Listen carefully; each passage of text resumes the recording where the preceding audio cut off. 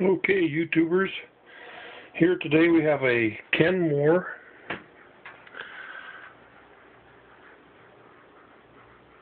not going to focus in on you.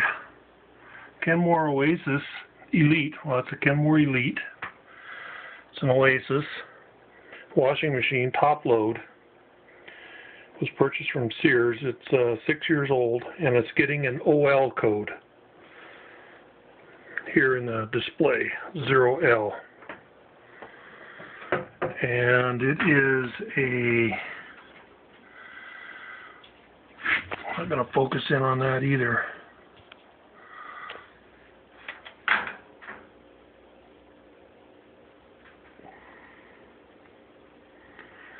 Anyway, it's a model number 110.280322701. It's a Type 581 Kenmore. Okay. And there's nothing in it. The drum spins freely. I don't hear any bearing noise or anything. Spin it the other way. Okay. I've done a lot of research on YouTube and the internet on this machine. The OL code, we might think of it as an overload, which it is, but it also has, I guess, something to do with the motor. So it could be the control board, which is behind here, is not engaging the motor properly,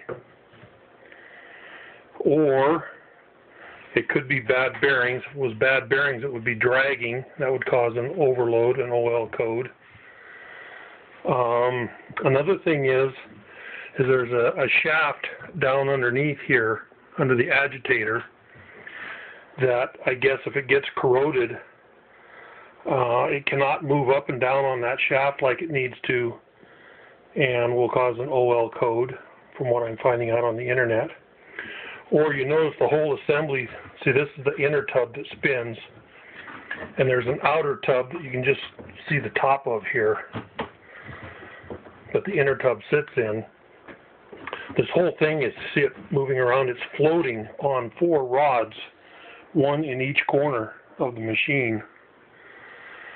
As a rod goes down towards the bottom, has a big spring and allows this to float.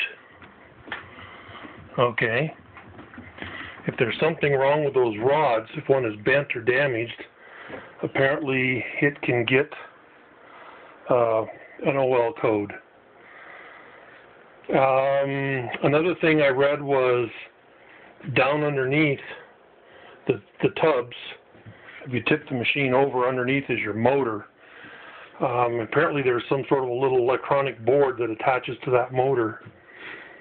It's like a position sensor, and if there's something wrong with it, it can cause the machine to go into OL code. So there's a bunch of different things.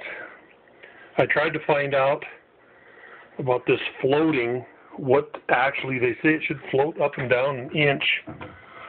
I don't know if they mean the inner tub should float within the outer tub an inch, or both tubs at the same time should float up and down. Well,